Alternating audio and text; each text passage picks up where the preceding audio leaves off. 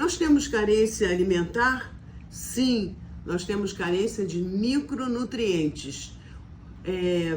Existem aproximadamente 20 micronutrientes que são essenciais. Quer dizer o seguinte, são essenciais porque o organismo não produz, ele não elabora. A gente tem que consumir de uma fonte externa, né? E a deficiência de um deles ou mais vai ter efeitos importantes no nosso metaboloma, proteoma e genoma, quer dizer, no nosso metabolismo, na formação de proteínas no organismo e até no nosso DNA. Nas últimas décadas, tem havido um esforço bastante grande em relação a se concentrar e estudar a deficiência de micronutrientes e têm sido feitas intervenções em vários países, principalmente países de baixa renda, tá?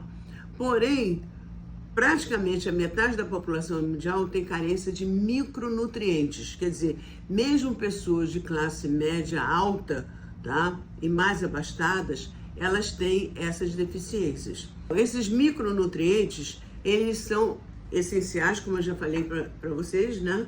Para a saúde e sobrevivência, tá? Mas em quantidade, são encontrados no nosso organismo em quantidades vestigiais, quer dizer, abaixo de 100 miligramas por dia, o que a gente precisa. Então, por exemplo, cálcio e sódio estão fora dessa lista. O que nós encontramos nessa lista?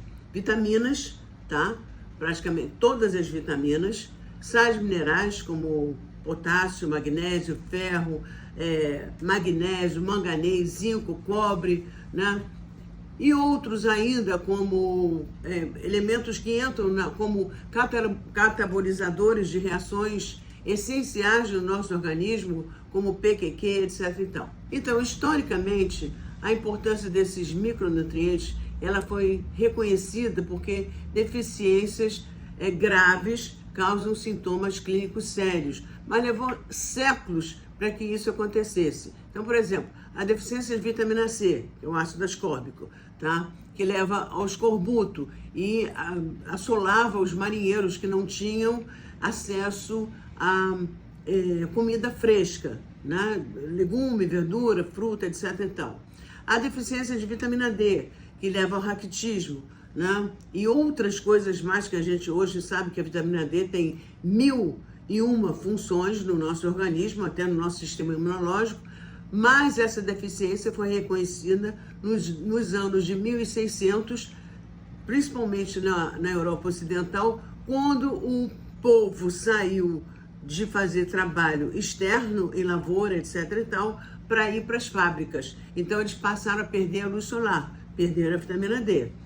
A deficiência de tiamina, por exemplo, tá? Que é uma das vitaminas do complexo B, vai levar ao beriberi e causado por que na época?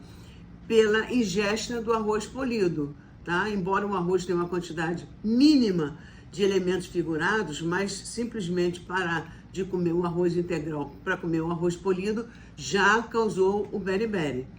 A deficiência de vitamina A, que leva a cegueira noturna, né? Deficiência de ferro e vitamina B12, que leva a anemias. A investigação do padrão alimentar usual, com foco na omissão de alimentos específicos, pode aumentar o risco da ingestão inadequada de nutrientes, né? É uma parte importante na medicina contemporânea, que é a medicina preventiva.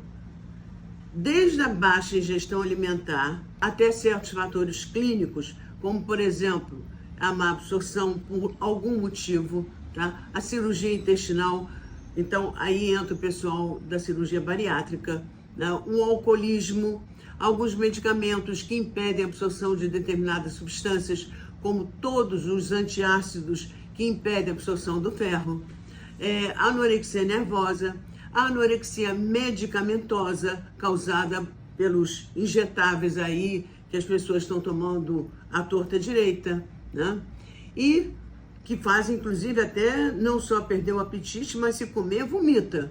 E principalmente também anemia perniciosa. Um alerta especial a vocês, todo o pessoal que passou da década de 40 anos, quem tem 40 anos em diante, né? E que se habituaram na infância a comer fast food, né? Na infância e na juventude, que leva ao leaky gut, todo mundo já fala em leaky gut, que é o intestino permeável, que é irrecuperável, a não ser que seja através de um tratamento intensivo com médico integrativo. Então, os efeitos adversos da depressão mais branda de micronutrientes, na ausência de sintomas clínicos, eles vão sutilmente minando o organismo. E a avaliação e reposição adequada desses micronutrientes, ela é fundamental. Então, nós temos biomarcadores químicos, né? E hoje em dia até dosáveis no sangue e na urina. Alimentos de origem animal, a gente já sabe que são a maior parte da fonte de vitamina A, da pré-vitamina A, que é o beta-caroteno, da vitamina B12, ferro, zinco, tiamina, riboflavina, quer dizer, essas vitaminas do complexo B. E, portanto, o pessoal vegano precisa fazer reposição desses micronutrientes. Até departamentos do governo mais, digamos assim, oficiais, né? Como nos Estados Unidos, que é o Office of Dietary Supplements, afirma que os suplementos eles podem melhorar a saúde e que incluem cálcio e vitamina D para reduzir a perda óssea, ácido fólico na suplementação, principalmente no período de gravidez e aleitamento, né? E para prevenir também a espinha bífida, ácidos graxos ômega 3 para reduzir doenças cardíacas, tá?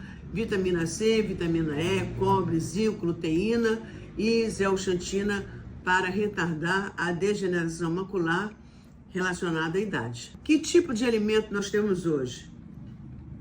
Frutas colhidas verde, hortaliças com agrotóxicos, legumes não amadurecidos nas árvores e as necessidades alimentares desses micronutrientes, elas podem até estar aumentadas em situações secundárias, como, por exemplo, no período de crescimento, numa doença crônica, no uso de medicamentos, em alguma síndrome de absorção, má absorção, gravidez e lactação e no processo de envelhecimento. Então, são necessários os suplementos. E eu pergunto a vocês, e os novos nutrientes descobertos nos últimos 10, 15, 20 anos, como a coenzima Q10, determinados aminoácidos que nós não produzimos no nosso organismo, o ácido sólico, a cúrcuma, a glutationa e tantos outros que são fundamentais no metabolismo celular e que têm muito melhor aproveitamento na forma injetável, tá? Determinadas substâncias, como nós já falamos anteriormente, quando há uma deficiência de absorção, elas não são absorvidas de maneira correta pelo nosso organismo. Até o ferro. Existem condições em que o ferro tem que ser administrado por via intramuscular ou por via endovenosa, né?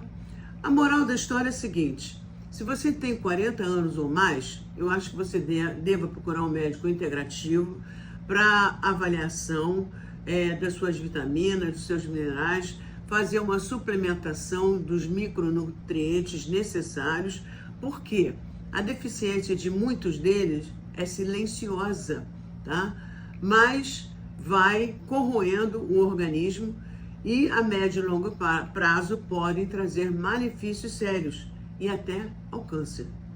Se você gostou da nossa fala, dá um like aí, me segue, compartilha.